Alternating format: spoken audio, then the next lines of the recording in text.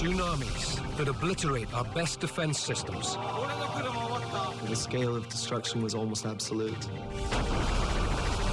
Volcanoes that kill millions. You don't want to get caught in one of these flows because you're simultaneously burnt, suffocated, and pummeled to death. Earthquakes that expose the planet's inner secrets, and diseases that push humanity towards extinction. The travel doctor took one look and said, "You have the bubonic plague." But which catastrophes have had the biggest impact? We're going to reveal the top 10 ultimate natural disasters that have changed the world.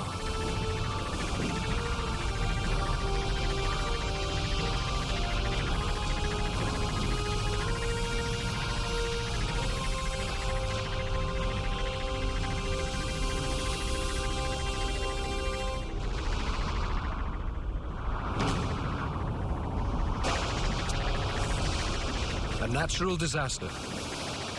The moment a force of nature collides with humanity with tragic results.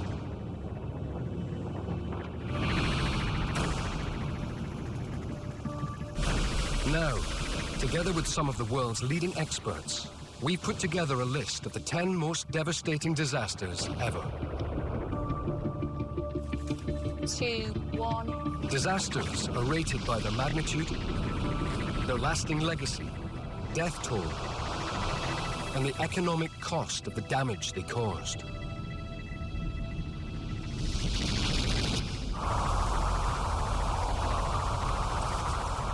First on our list is the deadly 2011 tornado season that meteorologist Karen Kosiba firmly places in the top 10. Spring in Middle America. We have a tornado on the ground, Ashtola, Texas. A time when a vast swathe of land from Texas to the Canadian prairies is transformed into Tornado Alley.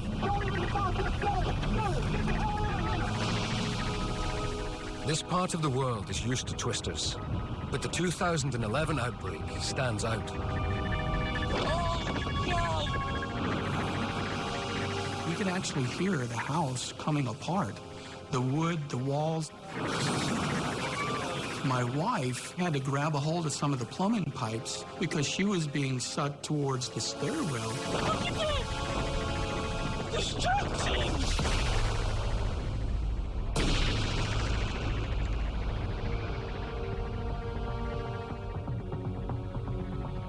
I've been collecting data on tornadoes for over 7 years now, and I haven't seen anything like the 2011 tornado season. Weather experts like Karen are only just beginning to piece together how a tornado forms.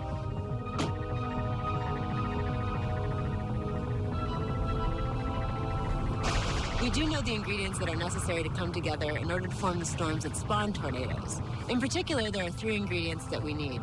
First of all, we need a very unstable air mass.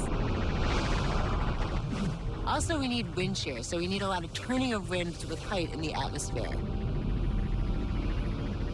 And then thirdly, we need some sort of trigger, some sort of impetus to get these storms started. In 2011, all 3 factors come together to create the perfect tornado breeding ground. By early April, a massive weather system forms over southeastern USA, spawning an outbreak of twisters. Only a small percentage of them were violent, but there were a lot of them. Unfortunately, in 2011, the violent tornadoes were impacting larger cities, and that's where we ran into our issues with people being unfortunately killed and injured.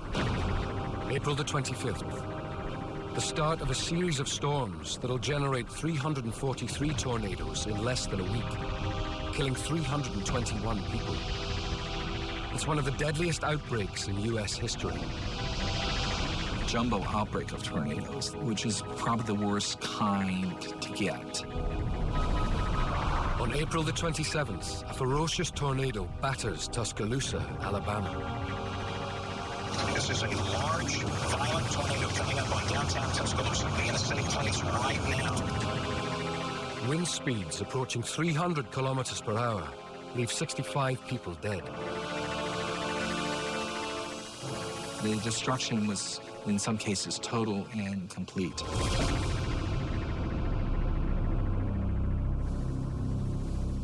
After the horrific events of April 2011, the start of May is eerily quiet. Until May the 22nd, a massive tornado takes shape. In its path is Joplin, Missouri. My daughter came rushing out of her bedroom and said, you know, my friend's mom called. She said there's a tornado coming. We need to get her home. Joplin resident Tim Bartow grew up in Tornado Alley. But even he's caught out by the storm's ferocity.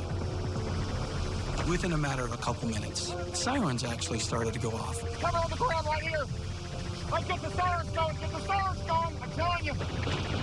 The tornado carves a path through Joplin's southwestern suburbs.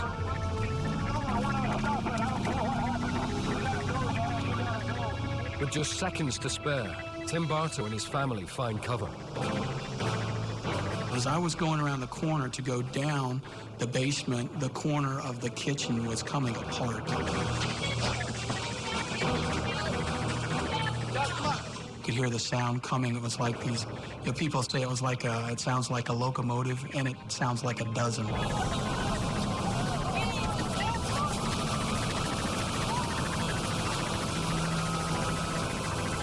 There was debris and chunks of mud and sludge and rain and glass and rocks and bricks and everything blowing in through that door and all around us. And it was at that time that I realized the tornado was right on top of us.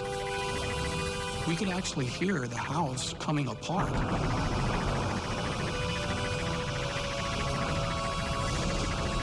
And I thought there's nothing between us and the vortex of this tornado except 1-inch piece of wood that we have in the floor. And of course, the rest of the family, they were crying and they were just hysterical. I love everyone, man. Yeah, I love you guys.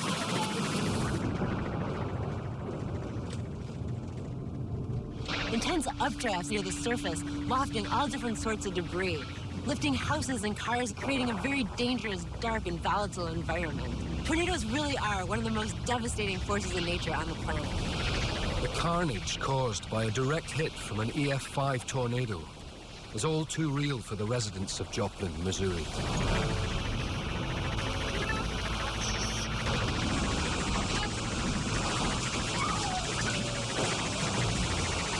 The south side of Joplin's just been leveled. Houses are gone. People are thrown, injured. I know we're going to have casualties. It's like a F4. It's gone. It's gone. At that point, I didn't know how bad it was, but I knew we had survived the direct hit. Unbelievable. Look at the houses. That's when I got my first look at what had happened. With winds in excess of 320 kilometers per hour, the energy released is equivalent to that of a 10-ton bomb detonating. Hello? Hello? Oh, give her, sweetie. Give her, honey. The house now was gone. The kitchen was totally gone. And there were parts of other people's houses in our kitchen. And one by one, you'd see these piles of rubbles where an arm would poke through or leg would poke through. Most of the family broke down and started to cry. Leaving 158 people dead, the Joplin tornado is the deadliest since modern records began. And with over $2.8 billion worth of damage, it's also the costliest. The 758 twisters in April are the greatest number ever seen in 1 month. It's for these reasons Karen Kasiba rates the 2011 tornado season as one of the top 10 natural disasters. Not only do we have a lot of tornadoes, especially in the months of April and May, but we also had tornadoes hitting populated areas. And not just any type of tornado, so the highest possible wind speeds that could be associated with tornadoes. Those factors in particular are what made that season so devastating.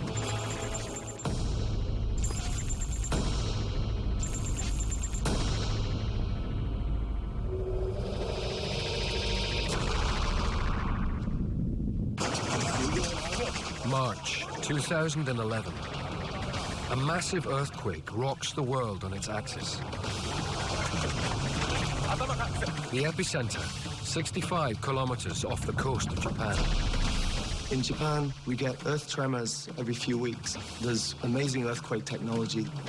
Within minutes of the quake, a huge tsunami is detected racing towards Japan's northern shoreline. What follows will leave the world reeling.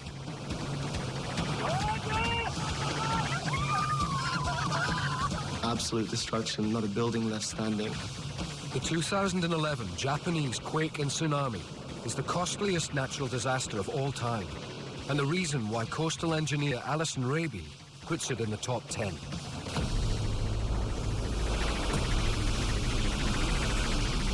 Japan has a long history of being hit by big waves. In fact, the word tsunami is Japanese for harbour wave. And it's this history that has led to Japan having the most sophisticated protection systems on the planet. Japan sits at the junction of 4 major tectonic plates. It's why the area is so geologically volatile, and why the Japanese are so well prepared to deal with the threat. So what went wrong in 2011? The problems begin on March the 11th. Earthquake detection systems predict a huge tremor with a magnitude of 7.2.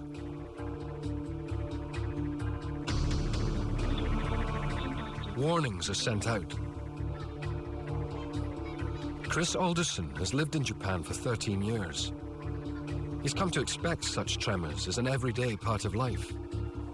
Earthquakes are sufficiently common that people don't usually concern themselves with them overly. Some of them are so minor they barely even stir comment. Others, people will perk up their ears a little bit, point out the earthquake to their co-workers and get back to their work. At 2:46 p.m. local time, the earthquake hits.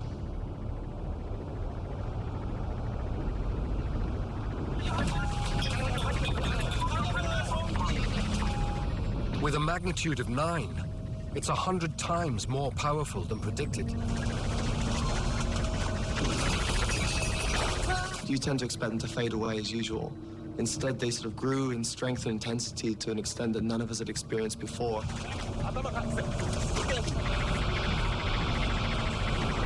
It's the largest known quake in Japanese history. One of the 5 most powerful ever recorded. The quake's epicenter is 65 kilometers off Japan's east coast, where a 300-kilometer section of the Earth's crust is pushed upwards by about 5 meters. It's a seismic event known as an undersea megathrust earthquake. The force of the shockwaves is so enormous, Japan moves 2.5 meters, and the axis of the entire planet shifts about 18 centimeters. Despite the magnitude of the quake, precautionary measures limit the damage. There's a great deal of education among the Japanese population about how to behave during such disasters. So whilst there was concern, there wasn't the sort of terrified panic which one might suspect. It appears technology has protected the Japanese. But the earthquake is just the first phase of a double disaster they had to face that day. Because the tremor has given birth to a tsunami, and it's heading towards Japan's northern coastline. Coastal engineer Alison Raby has been studying why the events of 2011 escalated into one of the worst disasters of its kind, placing it in the top 10. We're going to simulate that megathrust type event using this hinged board down here. That's going to represent the edge of the crust that comes up in that type of rupture, and we're going to spring that plate up, and that's going to raise a huge body of water. 3, 2, 1.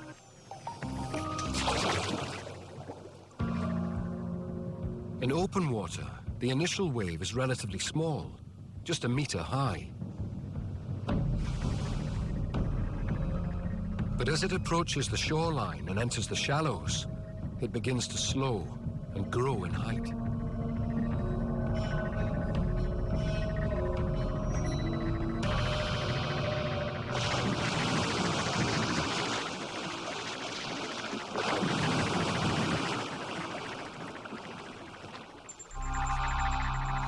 All too aware earthquakes can cause huge waves, Japan has a sophisticated tsunami warning system. In Japan, when there is a tsunami, warnings are automatically generated, which are heard on cell phones, brought onto television stations. Immediately, people were aware that something was going on. Along Japan's northeast coastline, people begin to evacuate or take refuge in designated shelters. Japan had one of the best defended coastlines in the whole world. And here we recreated certain parts of the Japanese coastline. Raby and her team have reconstructed particular towns and their defences to examine how they coped when the tsunami hit. We start here in the city of Kamaishi. Kamaishi was a deep water port, and it had the world's deepest breakwater. This was protecting the very large steel factory and a large population. Further south, we had the settlement of Minami Sanriku, and here we've recreated one of the vertical evacuation structures. This was clearly signed so that people who were on low ground could escape from the incoming wave. And then we move into the coastal plains. Now, these were protected by concrete revetments, and behind that, a pine forest, and those were all designed to protect the settlements behind. The Japanese have taken a calculated risk. Their fortifications are only designed to cope with waves up to 12 meters high. But the tsunami surging towards them is a monster, peaking at 40 meters.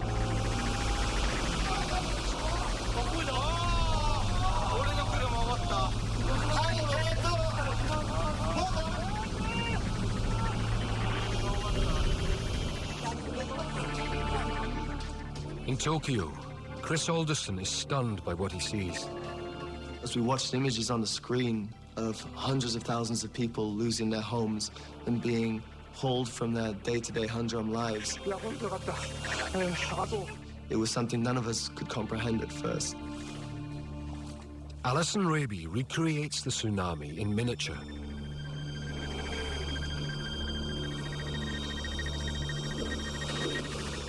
By comparing footage from each of the towns hit by the tsunami to the model recreations, a demo can help understand why the best defenses on the planet failed so catastrophically. Not only did the trees do little to stop the wave, the shattered stumps added to the debris flow, making the tsunami even more lethal.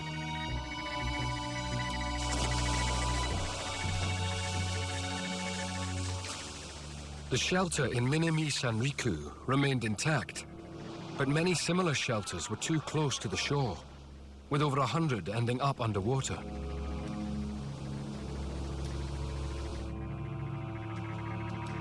And after the tsunami passed, the state-of-the-art Kamaishi breakwater wall lay in pieces.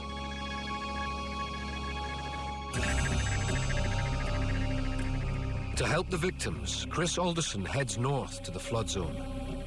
We went from the humdrum day-to-day life in the big city to suddenly traveling through what appeared like the set from a science fiction post-Holocaust movie. To suddenly see these people torn from their homes, to see the scale of this destruction and death, where a boat is dropped in the middle of a village, or a large articulated truck is stranded on the roof of a factory. It was unworldly. It was very difficult to believe that this was a new reality. The disaster gets even worse when a flooded reactor at the Fukushima Daiichi plant melts down. Initially, reports were unreliable. We were not certain to what extent the radiation had spread and whether or not the situation was about to get worse or was going to come under control. Thanks to the courage of the reactor workers, the situation is brought under control.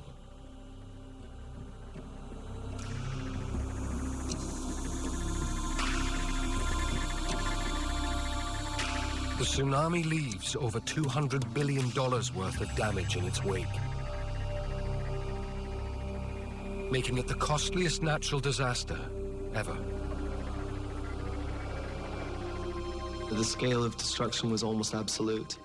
There were no people in the ruins that we could see other than military workers putting flags on human remains, marking cars with X's after they checked them to see if bodies were included. The smell of the decomposition of what had been washed out of the oceans, human remains, fish hung heavy in the air, and it was an experience I think nothing can prepare you for.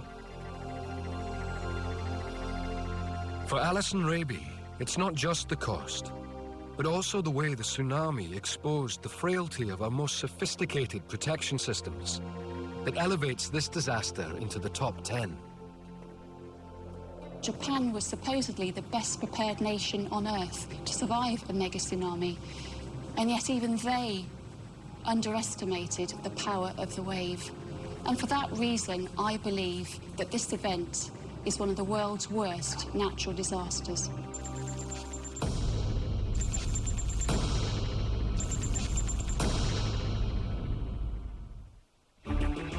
(1918).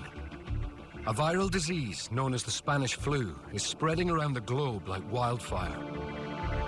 Decimating every country it touches, the virus kills an estimated 30 million people in less than 6 months.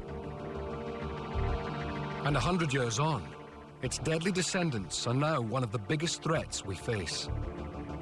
The CDC is working to develop a vaccine. We are closely monitoring the emerging cases of swine flu in the United States. The speed with which the Spanish flu killed millions is why virologist Dr. Mike Leahy nominates it as one of the top 10 natural disasters.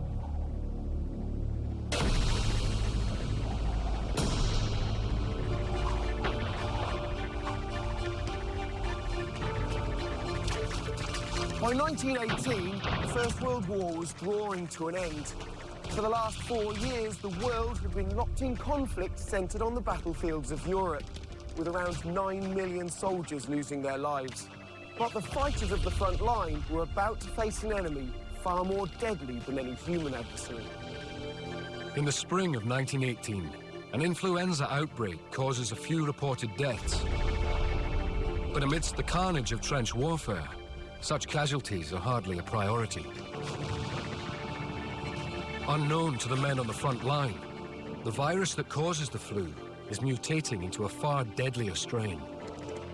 When there was another outbreak of flu in the winter of the same year, it raised few alarm bells. But this time, it was different. The onset of disease was alarmingly quick, with some dying within the first 24 hours. Even battle-hardened medics were horrified by the gruesome way the men died. The lungs of many victims were so full of fluid, they were compared by pathologists to the lungs of the drowned. It was the start of a pandemic that would affect almost every country in the world and leave tens of millions dead. In the warring countries, news about the outbreak was limited. But the disease was heavily reported in neutral Spain, earning it the name Spanish flu. Leahy believes the conditions in the trenches could provide clues to the source of the outbreak. The emergence of new viral diseases can often be triggered by close associations between large numbers of people and animals, such as pigs. When humans become infected with an animal flu virus, an entirely new strain of influenza can be created. Hence the name of outbreaks such as swine flu or bird flu. So it's not difficult to imagine that during the First World War, when large numbers of soldiers were barracked right next door to animals, often in the presence of gases that could possibly be mutagenic, a new virus could surface. With the men crammed together, the disease tears through the ranks. In the US Army, as many as 1 million men contract the virus. But the epidemic in the trenches is only the beginning. On the 11th of November 1918, peace is declared. Returning troops unwittingly spread the disease across the globe, escalating it into a pandemic. Mass celebrations accelerate the transmission, and up to 1 billion people half the world's population at the time become infected.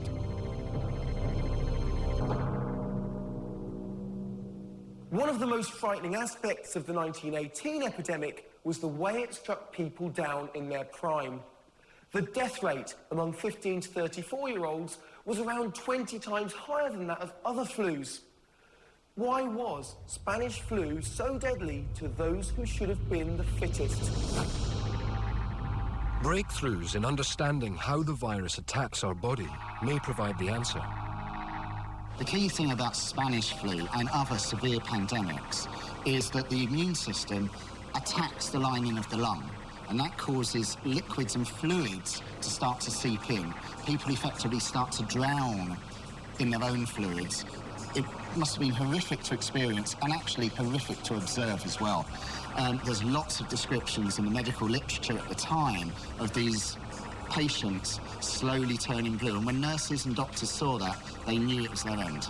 And this wasn't something that was unique to weaker or old people, quite the opposite. Absolutely. In fact, they were young and healthy, probably contributed to it, because what caused the damage to the lungs is part of the immune system, and it's called a cytokine cascade. So your immune system started to damage the lungs, and that's what allowed the liquids and the fluids to get in there and for people to actually drown. The viral descendants of Spanish flu are still claiming lives in the 21st century. 2009, the H1N1 swine flu kills up to 500,000 people, causing the World Health Organization to raise the pandemic alert to the highest level. Swine flu is just one of many diseases that can trace their origins back to the World War I outbreak. Other diseases may have killed more people, but none so swiftly. In 12 months, Spanish flu claimed the lives of between 20 and 100 million people. Potentially, that's 10 times the number of soldiers who died during the 4 years of World War I. In the US, the epidemic reduced average lifespan by 10 years. And it's these horrific statistics that place Spanish flu firmly in our list of natural disasters.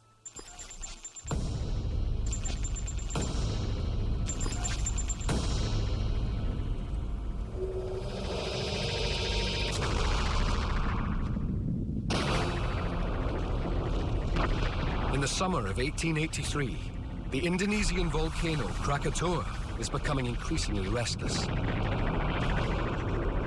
It'll soon blow itself out of the water in a horrific spectacle that will guarantee its iconic status.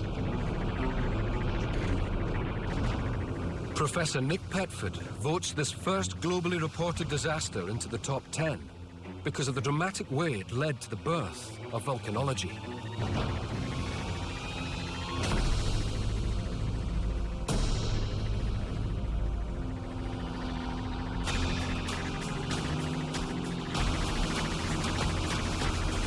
Petford travels to where the legendary Krakatoa once stood.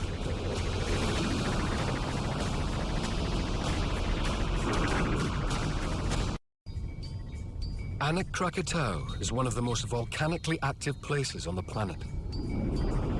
Here, one vast tectonic plate is being pushed below another, allowing super-hot lava to surge to the surface.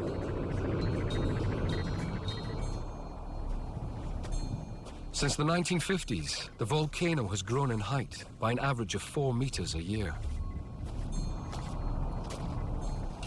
Anak Krakatau is a classic cone-shaped volcano with one peak. But in 1883, the Krakatoa volcano comprised 3 separate peaks. And what people thought was that meant it was 3 small volcanoes. Well, that was a big mistake, because underlying those volcanoes was one single magma chamber. And when it blew, the amount of energy that was released in the eruption was enough to blow the entire island apart.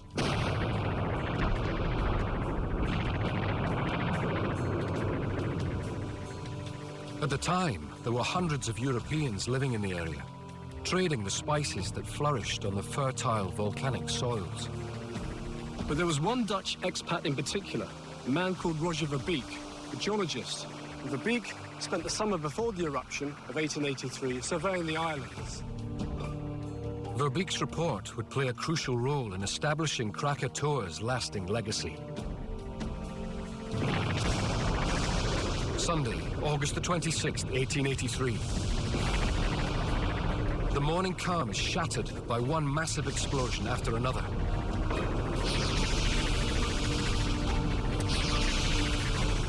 Clues to what the 1883 eruption would have been like can be seen on Anak Krakatau, which is littered with huge lava bombs. This is a big piece. It's about the size of a car. And around me here, there are 2 or 3 similar-sized bombs.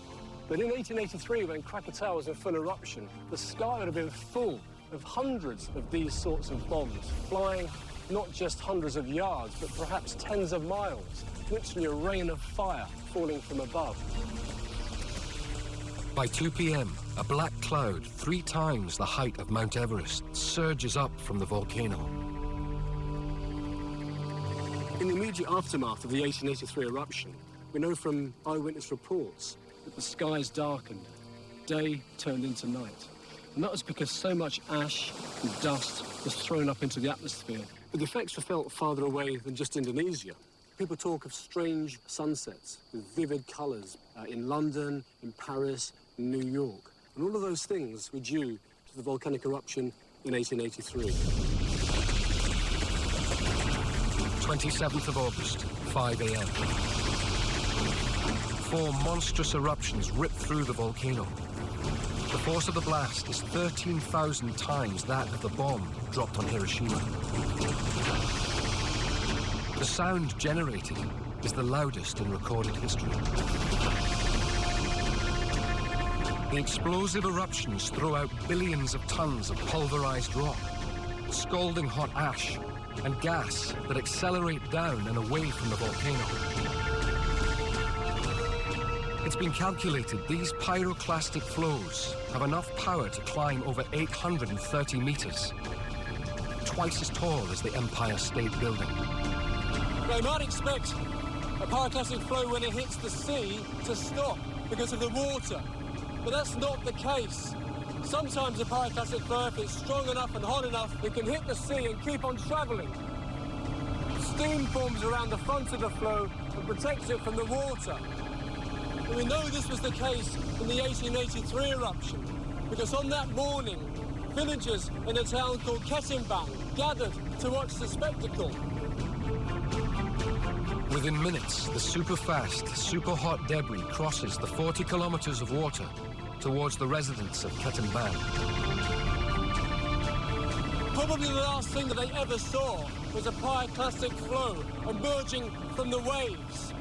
And you don't want to get caught in one of these flows because you're simultaneously burnt, suffocated and pummeled to death by the rock. Around 1,000 of Ketimbang's residents die instantly.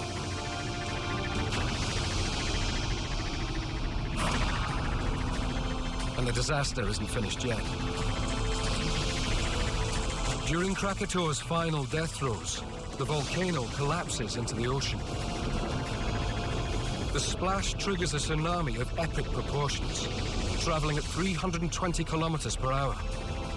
In its path is the small Javanese settlement of Anya. On the west coast of Java, a Dutch lighthouse, very similar to the one that stands here today, towers above the surrounding buildings. It's constructed to cope with the worst that the weather can throw at it. Even though the tsunami is heading their way, the keeper and his family choose to stay to ensure the lighthouse remains operational. So on a building like this, made from reinforced steel, they must have felt safe, even from the most powerful of waves. But adding to the power of the wave are huge chunks of rock torn from the seabed. When the wave struck, it was 40 meters high. That's about 130 feet, nearly as high as I am here now. The wave ripped up from the sea floor great big lumps of coral and slammed them against the side of the lighthouse.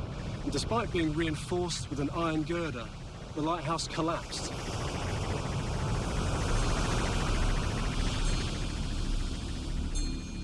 These bricks are all that remain of the ill-fated lighthouse. Miraculously, the lighthouse keeper survived, but his wife and child perished in the water, along with tens of thousands of others. It's the most destructive tsunami created by a volcano in history. As the sun sets on the 27th of August, 1883, Krakatoa is no more. The volcano has blown itself out of existence.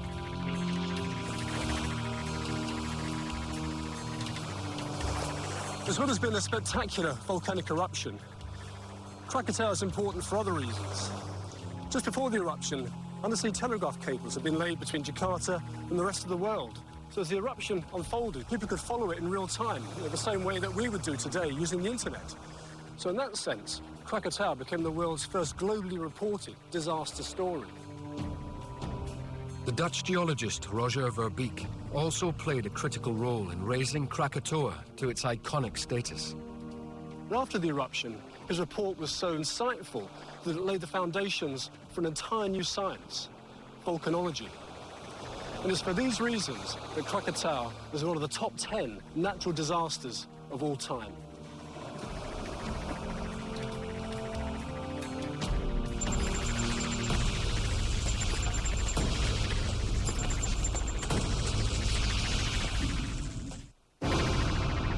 On August the 24th, 2005,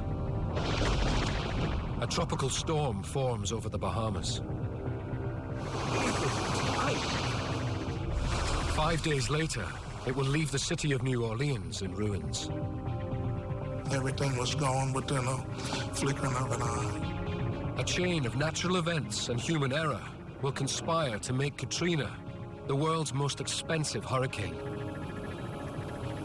It's just all gone.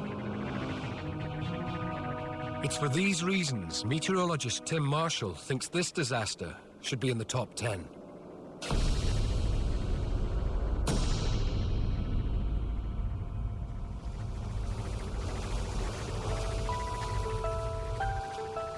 New Orleans is a city surrounded by water. 300 years ago, it was just a small settlement on the bank of the Mississippi River, high above sea level. But over time, it's expanded out into marshlands, and people now live below sea level in much of New Orleans. With large sections of the city below the waterline, people here are particularly vulnerable to hurricanes. Because it's not just the high winds that make these weather systems so dangerous, but the body of water that's pushed before them, known as a storm surge. Many hurricane deaths are the result of drowning. On the 24th of August 2005, the National Hurricane Center is tracking the tropical storm that will become Katrina. Katrina first formed, it was nothing really unusual. It was pretty much like any other tropical system at that point. The storm soon intensifies to a Category 1 hurricane. So our demeanor at that point was to treat it like a normal hurricane that we've seen many times before. Like all hurricanes, Katrina forms as rising warm air from the sea creates strong winds and thick clouds full of moisture. Fueled by the unusually warm seas of the Gulf of Mexico, Katrina quickly grows into a much bigger and more powerful hurricane. Back at the weather center, Katrina looms large on the screens.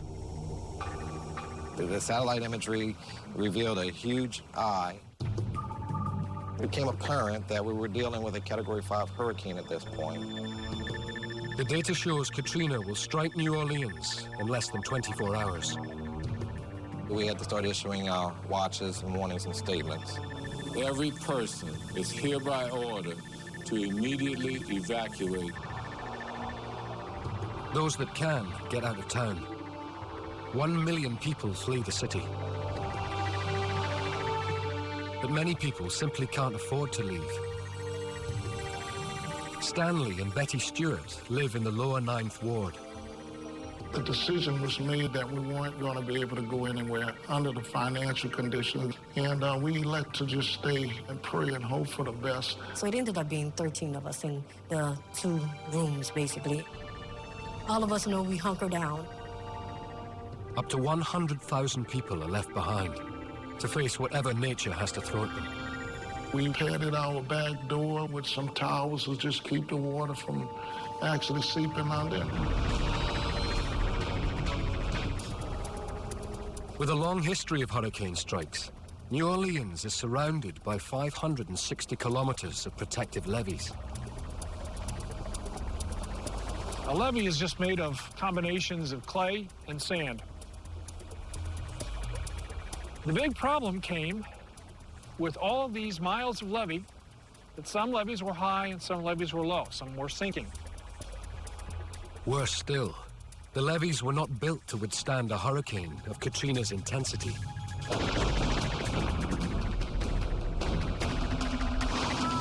The 29th of August, 6:10 a.m.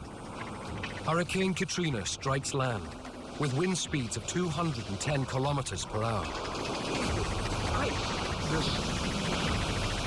With waves up to 8 meters high, the largest storm surge in American history pummels the Gulf Coast. New Orleans is inundated with water. You can actually hear the waves coming over the roof of the home. Those stranded have little idea what to do. Don't panic. Keep these children down. My brother, looked at me. I said, man, we just really need to pray. I said, because visually it actually looked like it was going to be your last day on earth. 2 p.m. and the residents of the lower 9th Ward are in serious trouble. We got major flooding here. Lots of problems here, lots of problems. Some people were actually, by that time, in 20 feet of water. Some of our friends that were in homes, they had loss of life. The 30th of August. The hurricane has blown itself out. All the main communication lines are down. Just trying to figure out, are we the only people left, or is there anybody else around?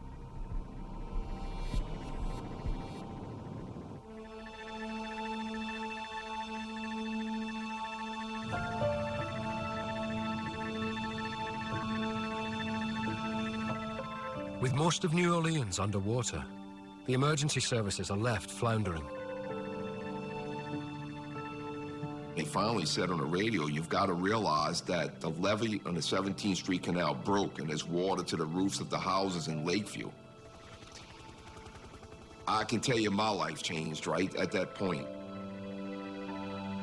Everybody then realized that this was a new ball game now, that now the city was flooding. Chris and his colleagues face a disaster of epic proportions. Everywhere you went, you saw bodies floating. They didn't have enough coroners to come pick up the bodies.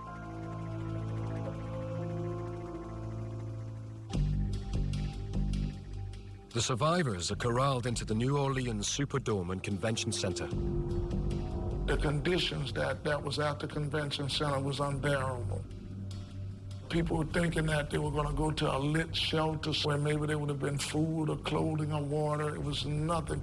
And people were literally just abandoned out on the streets. With over 46,000 people, some are left with little option but to fend for themselves. People were dying for lack of resources. We were like, oh my goodness, is this the end of the earth? Is this the end of life? The failure by the authorities to deal with the rescue and evacuation of so many compounds the disaster. The big thing that caught people off guard was the flood waters. Nobody expected 80% of the city to be underwater. Almost a decade later, 1 in 5 of the population still hasn't returned. And large sections of the city lie in ruins. On I'm currently driving through the lower 9th Ward here, one of the areas that was hardest hit from Hurricane Katrina.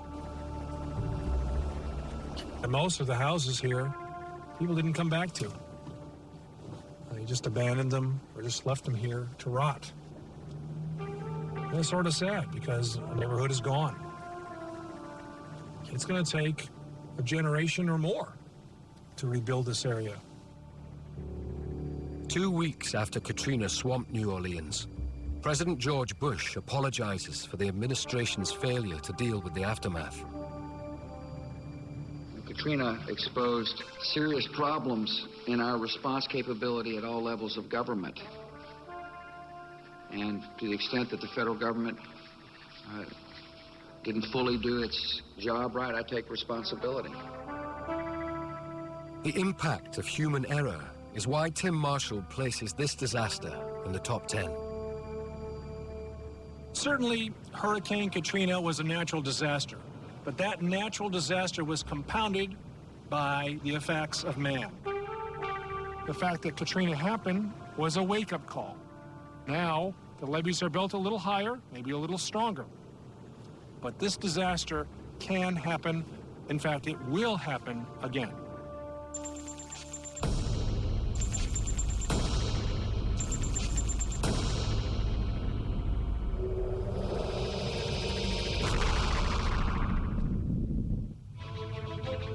This is how the Earth looked at the end of the last ice age. The northern hemisphere covered in ice. Europe barely recognizable. But evidence suggests the world map is about to be redrawn by a mega flood of biblical proportions. Oceanographer Simon Boxall is fascinated by the idea of a planet-changing flood and has nominated it for the top 10.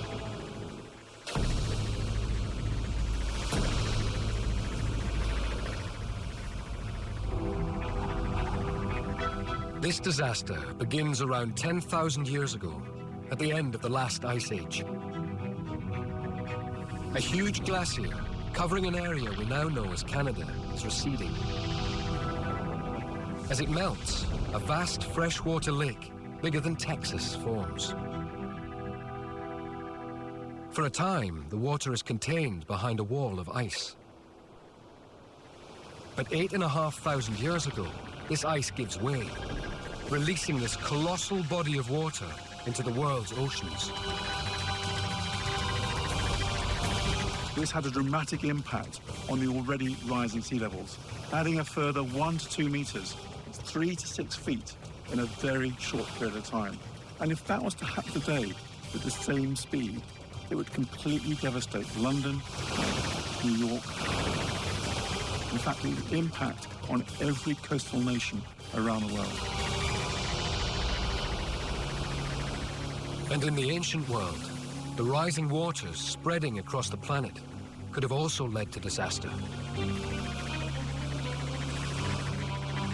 Because according to some studies, the area now covered by the Black Sea was once home to one of the largest populations of the time. 9,000 years ago, this would have been an enormous valley leading down to this huge freshwater lake. It would have been filled with settlements, farmlands, a population of over 100,000 people. But that all changed when the floodwaters hit. Swollen by the mega flood, water from the Mediterranean begins to pour into the region, transforming the once fertile land into a saltwater sea.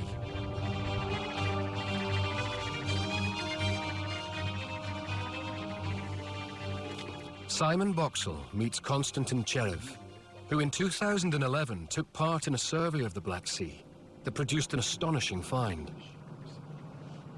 When we scanned the seabed, we found a formation that's really unusual. It was sort of a round hill, and that's not very common for the Black Sea. So we decided to send a probe and take a sample of it. As they carefully inspected the core sample, the scientists made an unexpected discovery. Tiny pieces of wood.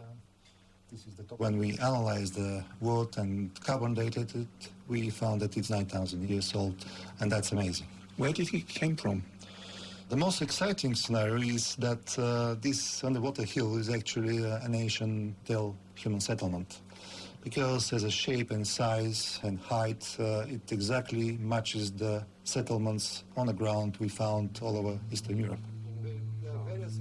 Cherev is certain an area that's now under 90 meters of water was once dry land. Absolutely. I'm 100% positive about it. To find out more about the people that were living in the region hit by the flood, Simon Boxhall has been given rare access to examine an incredible archaeological find.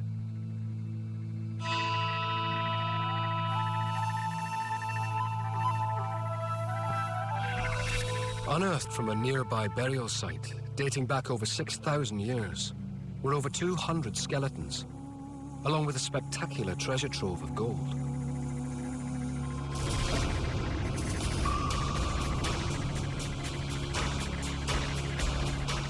Expert Christo Smolenov believes this precisely made jewelry is proof of a surprisingly advanced civilization. For instance, those are two separate gold objects, quite different, and still they fit perfectly. And this is more than you can expect from a culture 7,000 years old. It is a superculture. It's amazing how precise their measurements were in a culture that is so ancient. Christo has little doubt this superculture was living right in the megaflood's path. And he believes the exodus of these people played a crucial role in the development of Western civilization.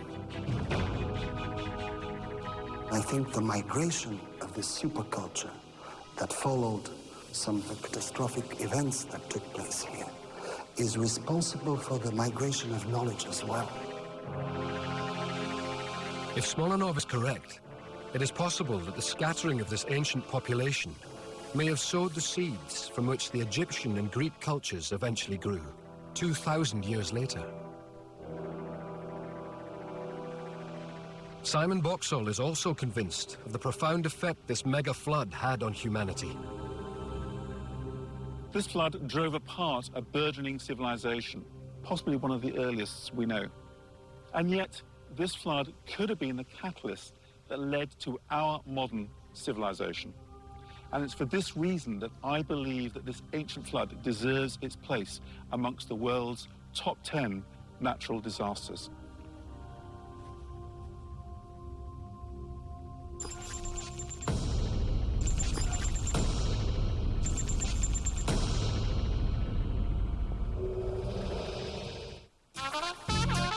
In 1906, San Francisco is the biggest and most powerful city on America's west coast. But what none of its inhabitants know is they're living over a ticking time bomb. That's all about to change when a massive quake strikes. Seismologist Thomas Jordan has selected this earth-shattering event for the top 10 because of the way it helped unlock the inner secrets of our planet and revolutionized our understanding of how we can protect ourselves from these deadly forces.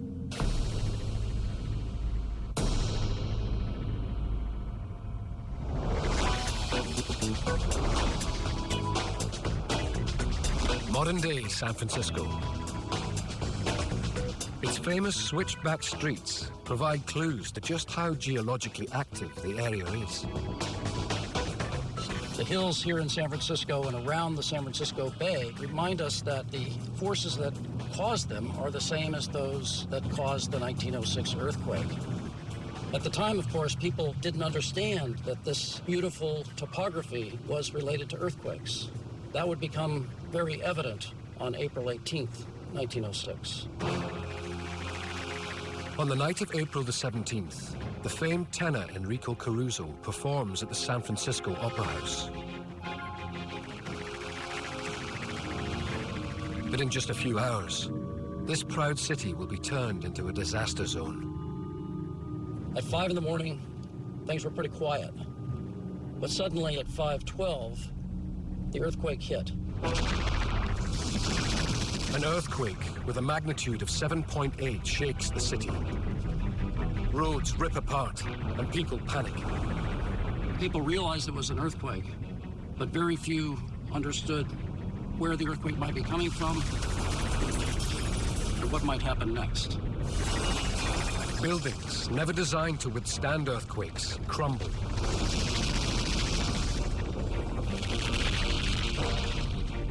The City Hall was the biggest building west of the Mississippi River. It took humans 25 years to build it. It took the earthquake 2 minutes to destroy it.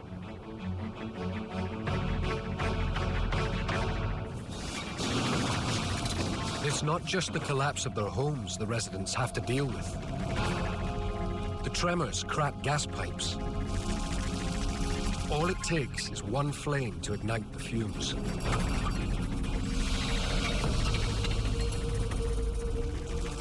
In just a few hours, an inferno engulfs San Francisco. There were probably 50 fires that began in this part of San Francisco, and they eventually coalesced into a massive firestorm that consumed, on the first day, all of the central business district down along Market Street. Those flames then spread on the second and third day to the west and north up to Fisherman's Wharf. But during those 3 days, the city was almost completely destroyed by fire. After 3 days, the fires burn themselves out to leave a scene of utter annihilation. 80% of the city is in ruins. But it's what happens next that makes the 1906 earthquake one of the top 10 disasters. 3 days after the 1906 earthquake, before the fires of San Francisco had stopped burning, George Pardee, the governor of California, appointed a special commission to study the earthquake and learn from what had happened. It falls to Professor Andrew Lawson and his team from Berkeley University to conduct the first comprehensive survey of an earthquake. The Lawson Report in 2 volumes represents a most incredible breakthrough in our understanding of how earthquakes work. At the time, people thought the fault line that runs near San Francisco was caused by the quake. But Lawson's report confirmed it was the other way around. And he named the culprit behind the 1906 disaster the San Andreas fault. It's a revelation that's helped geologists like Alan Lester to better understand the mechanics of earthquakes. The disastrous 1906 earthquake turned out to be a huge learning point for geologists regarding how big faults like the San Andreas move. Strike-slip faults like the San Andreas have the capacity to build up huge amounts of strain and stress within the earth. It's very much like taking a stick and pushing on it, building and building the deformation in the stick, and if that force, if that stress is released, it comes right back. It's elastic. But there is a point where if you push a little too hard, it breaks. That's exactly what happened in 1906, and with most of the major earthquakes that have occurred along the San Andreas, a point has been reached where the earth can no longer take the strain that's been building, and it breaks. Thanks to the Lawson Report, we can now identify high-risk earthquake zones and engineer buildings to protect the people living in them. For Thomas Jordan, this ability to better cope with the dangers from earthquakes can be traced back to the birth of modern seismology. From my personal point of view, the 1906 earthquake is the most important earthquake because we learned for the first time important facts about how earthquakes occur, and with that knowledge, we hope to be able to avoid the kinds of destruction that San Francisco saw in that terrible day.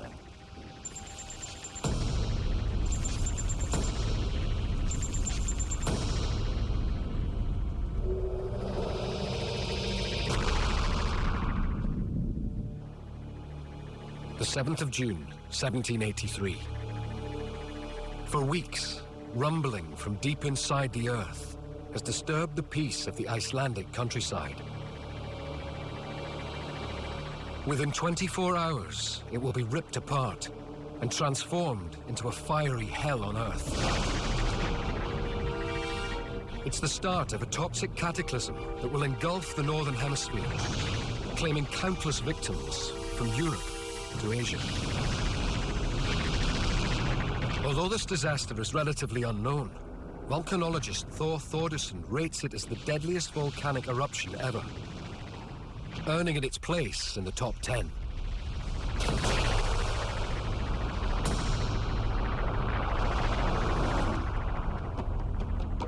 Sitting directly on top of the mid-Atlantic ridge, where two vast plates are pulling away from each other, Iceland is one of the most volcanic places on Earth.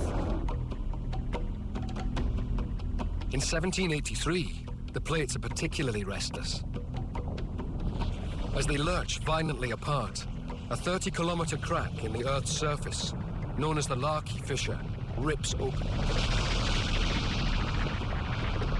Along its length, 130 bubbling craters spew out billions of tons of molten rock, and will continue to do so for 8 fiery months. It is the largest eruption on Earth in the last 500 years. That makes Laki one of the greatest eruptions in history. As Laki erupts, over 40 billion tons of lava spill out of the fissure, enough to engulf a city the size of Chicago. Normally, when lava is exposed to air, it cools and solidifies, which limits how far it can travel.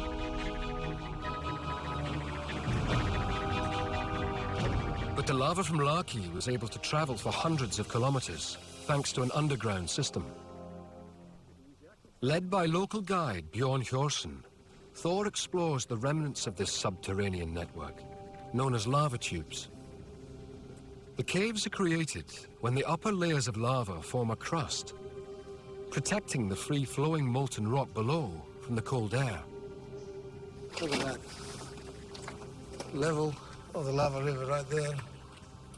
And out here, part of the roof is remelting. Then you can even see these nice little droplets coming down. It shows how hot this environment was at the time, how hot the lava is, how hot the gas is right above the lavas, because to form this, the temperature needs to be at 1100 degrees C. These are the key to making long lava flows. When you transport the lava through these kind of systems, it just stays fluid and hot all the way down until it breaks out of the transport system. Traveling through the tubes, Laki's lava spreads over 60 kilometers before eventually resurfacing. In total, the molten rock razes 20 villages to the ground. Laki also hurls out millions of tons of ash and toxic gases, poisoning the soil and crops. 3/4 of Iceland's sheep and more than half of all its livestock die. The people soon follow.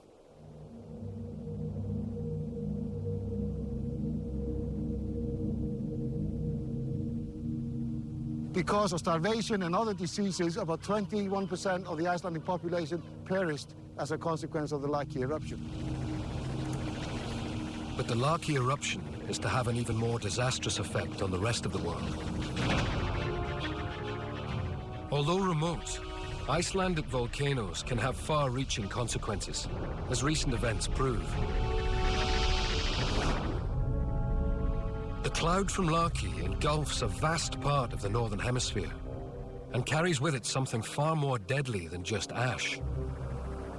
A total of 120 million tons of sulfur dioxide were emitted into the atmosphere, where it reacted with atmospheric vapor to produce sulfuric aerosols. These aerosols block the sun's heat, causing global temperatures to plummet. In Europe, the cold causes intolerable food shortages. Some experts believe these drove hungry peasants in France to rise up, eventually leading to the French Revolution of 1789. Across the Atlantic, temperatures also drop dramatically. On the eastboard of North America, The winter 1783-84 is the longest and the most severe on record. It was so cold that people saw ice floes on the river Mississippi. Larky's malign influence on the climate throws monsoon cycles into disarray, leading to widespread crop failure. Up to a sixth of Egypt's population, and many more across India and North Africa, die from starvation.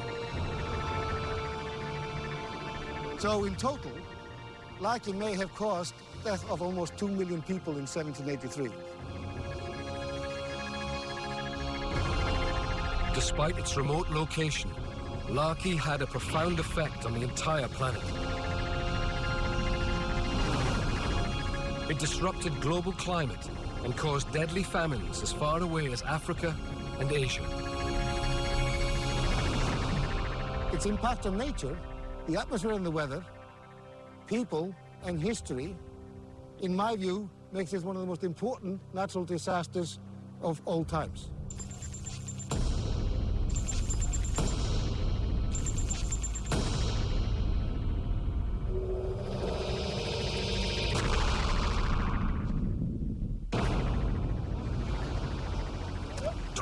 December 2004.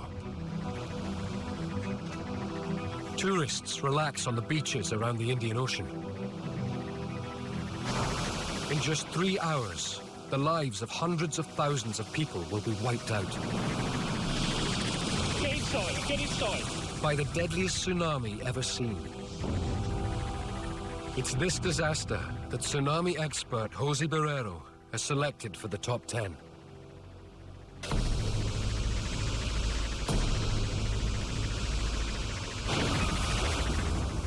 I'm here in Banda Aceh, Sumatra, the northern tip of Sumatra Island, facing into the Indian Ocean. This place in particular suffered one of the worst tsunami disasters in human history. The Indian Ocean, bordered by Asia, Africa, and Australia. In December 2004, millions are enjoying the holiday season along its shores, including Steve Gill, his wife Heather, and stepdaughter Charlotte, who are on vacation in Thailand. We had arranged to go out for a traditional Christmas meal. Everything was new and warm and fairly unspoiled, undeveloped, very, very quiet, idyllic, I guess you'd say, yeah. In the Indonesian town of Banda Aceh, local resident Eddie Quenslow is visiting friends and family. I went to the town, sleep in my friend's house. There is close between my sister's house and my friend's house. At about 8 a.m. local time on December 26, 2004, everything changed. Just offshore from here, where the Indo-Australian plate subducts underneath the Eurasian plate, more than 1,000 years of tectonic stress were released in a matter of seconds. The earthquake has a magnitude of 9.1, the third largest ever recorded. As the Eurasian plate thrusts upwards by 20 meters, it displaces billions of tons of water.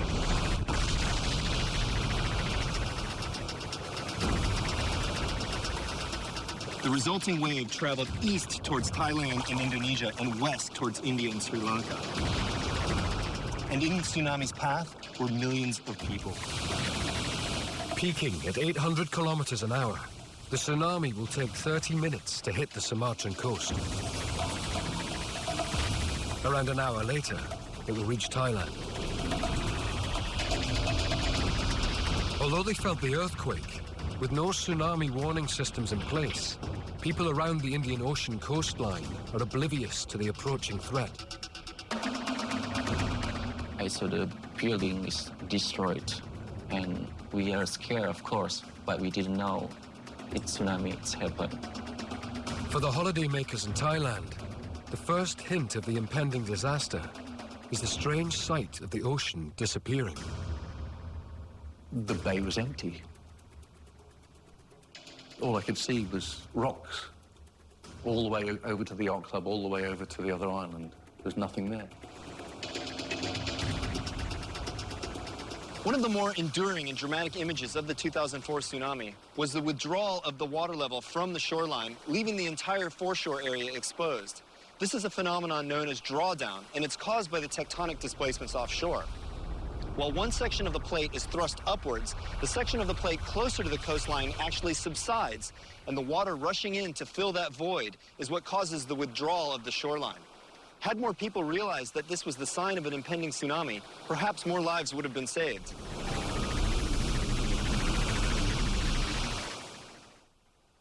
This is the time people should have started running. But instead, the curious sight lures people onto the beach. It was bizarre, but it was fascinating. I think I did actually briefly go to the front of the house again and look and think about, you know, walking out. And I thought, no, that's just not right. It's wrong. Exactly how it's wrong, I don't know, but it's wrong. By the time many react, it's too late. Myself, my wife, and my stepdaughter discussed our next move, and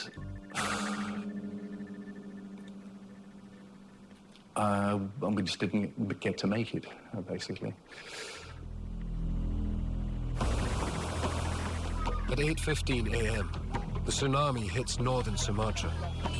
The city of Banda Aceh, home to over 250,000 people, is about to suffer its full force. I'm here in the busy city center of Banda Aceh, and it was here on this street corner where some of the most graphic video footage of the tsunami was recorded. On the street behind me, the tsunami surge came flowing up the road, channeled between the buildings.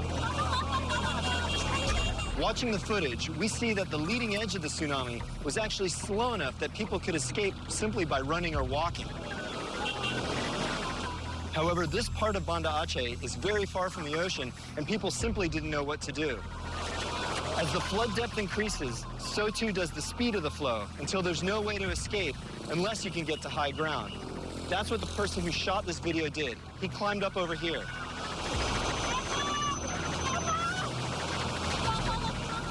And he lived. However, thousands of other people that day could not get to high ground, and they ended up dying in the waves. Crammed with billions of tons of debris, the wave is an unstoppable battering ram. Eddie Quenslow is one of the many that scrambled to safety near the Grand Mosque. Materials come like the iron, the stone, the rocks, the bed, shirts, motorcycle, a car. You can see people mixed with the water, everything material. The tsunami wave came right through here.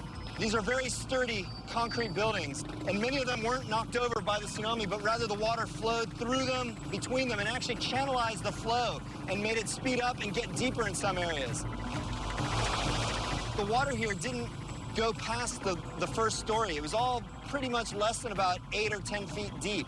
So in terms of escaping, a lot of people could have gotten away just by getting up to the second story, as the cameraman did at the corner.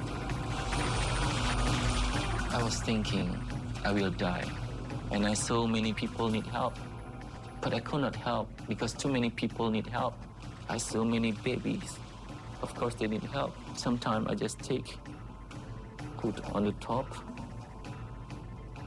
because I don't know where I have to bring them, how I can bring them to where, because all is the flood. That means everywhere is water.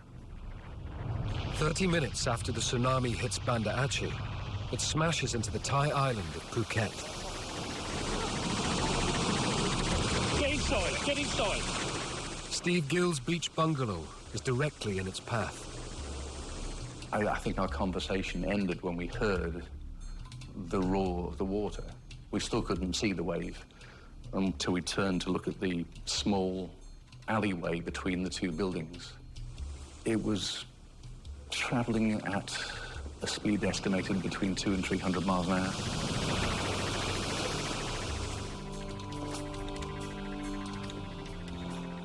And it was just, the scene was obliterated by water. It was 30 foot high. And by that time, there was nothing we could do, nothing. I remember being struck by the water. Realistically, there wasn't any expectation of ever coming out the other side. It was just, you know, is this the way it ends? Because the sheer power of what has hit you doesn't allow any space for an escape plan. There are no plans for the future.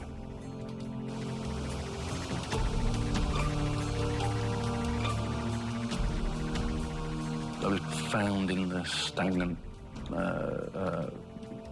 wreckage, if you like, about a quarter of a mile up the road. Although he soon reunites with his stepdaughter, Steve is never to see his wife alive again.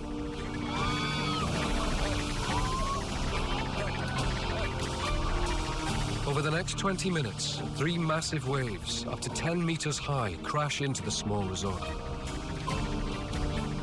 1,000 tons of water smashing down on each meter of coastline. Beach after beach, wave after wave, the tsunami brings death and destruction. In Thailand, over 5,000 people perish, with another 3,000 missing. In Indonesia, the tsunami obliterates Banda Aceh. I could not imagine why like this I lose my best friend. I was thinking like, why God didn't take me? Better he take me than my best friend. And also about my auntie also. We didn't find his bodies. My cousin, many of my cousins passed away. We cannot find bodies. In total, the waves strike 14 countries around the Indian Ocean, taking lives as far away as Africa. The final death toll will make the 2004 tsunami the most lethal ever seen. A decade on, and the streets of Banda Aceh are as busy as ever. And lessons have been learnt. Buildings like this one have been constructed throughout the area to provide safe refuge should another killer wave strike. For Jose Barrero, they're a powerful reminder of why he regards this disaster as one of the worst ever. The combination of the exceptionally large earthquake and the tsunami, which caused such a devastating human toll over so many countries, makes the 2004 Indian Ocean tsunami one of the top 10 natural disasters in human history.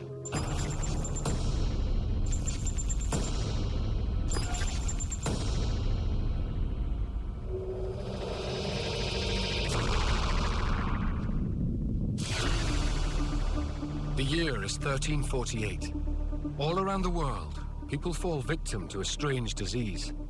So many die, it pushes the Earth's population towards the brink of collapse. It's an age-old killer that even today can attack without warning. I could not move a finger. I could not eat. I could not drink. I could move my eyeballs and I could blink. Historian Susanna Lipscomb has chosen the apocalyptic calamity of the Black Death as our final top 10 natural disaster.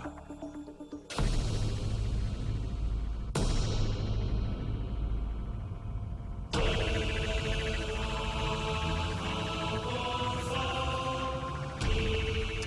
year is 1348. One of the most extraordinary, and for historians like me, one of the most fascinating episodes of world history is starting to unfold. Word is spreading across medieval Europe that people are dying of a strange pestilence.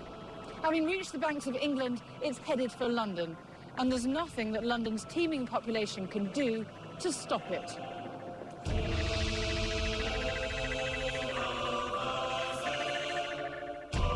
Strange black lumps appear on the victims' necks and groins, called buboes. The reason it's called the bubonic plague. Within 10 days of developing the symptoms, over half of those infected die an agonizing death.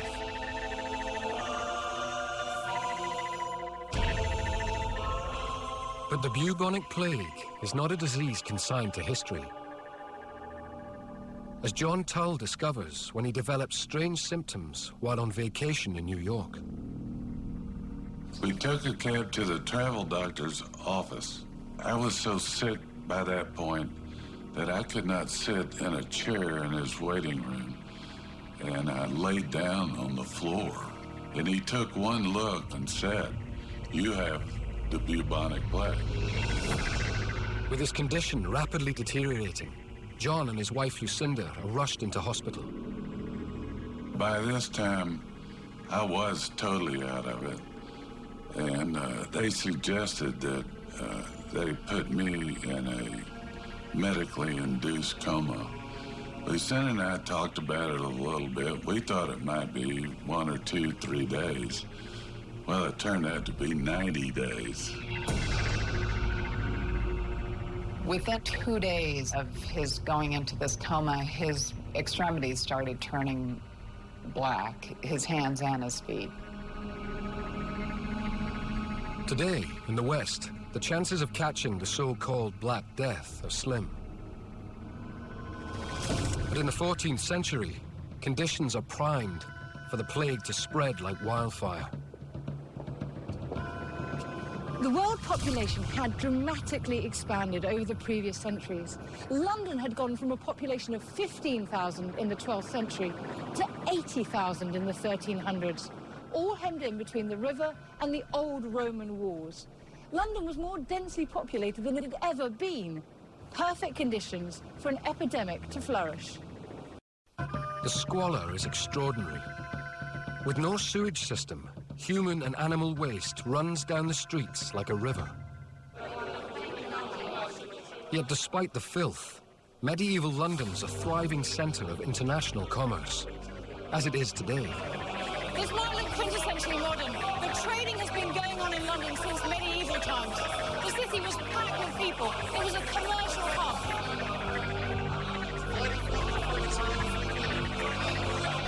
Driven by the demands for silks and spices, international trade flourished.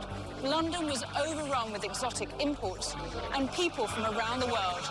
And as well as goods and people, London was being filled with something it didn't want that had been brought to England's shores. The international trade opens the door to a new foreign visitor. Asian black rats, who thrive in London's dirty streets. And on the back of these rats are fleas we now know carry the plague bacteria, Yersinia pestis, in their stomachs. But in the 14th century, with no understanding of how the Black Death is spread, the people are defenseless to its invisible threat. And so when the disease did arrive, it ripped through this densely packed population and did immense damage.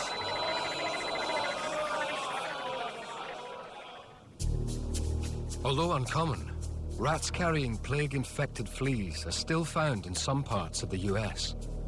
We live on 5 acres, and it's in the country. And we have thousands, probably, of rodents just on our 5 acres. And maybe a third of them have the plague. All it takes is one bite from an infected flea.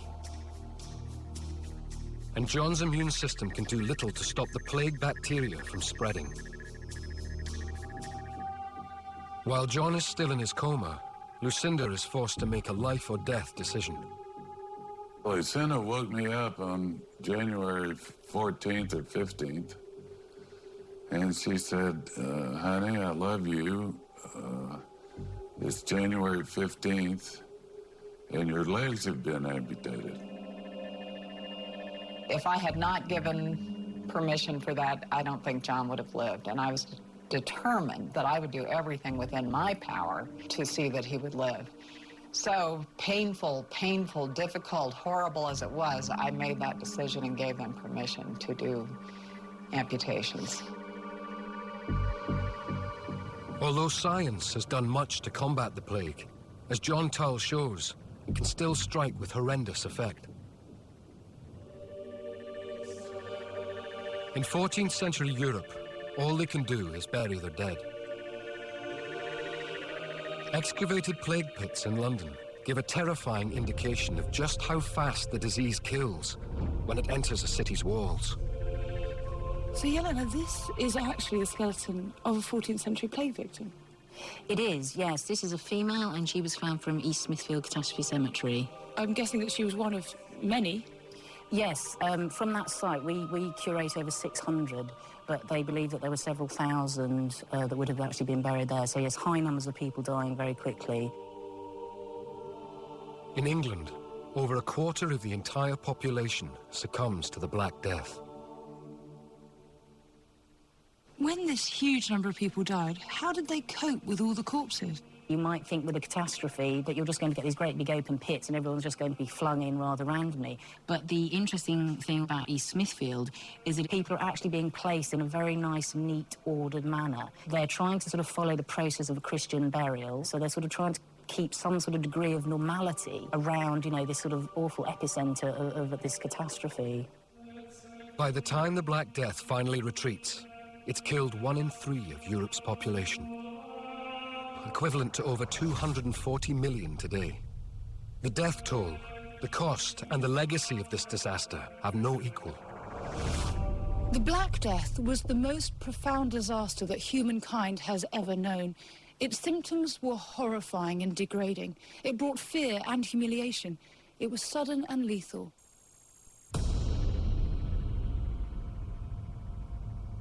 It was the ultimate pandemic and the worst natural disaster that humankind has ever experienced. It's little wonder that we remember it with horror 700 years later. The top 10 natural disasters share little in common. They are meteorological, biological, geological. They've struck every continent and caused unimaginable horror. Nowhere and no one is safe. And yet, we are still here. We are the survivors, members of a uniquely adaptable species. Now, we need to heed the warnings of history and prepare for future disasters. Because they will strike again.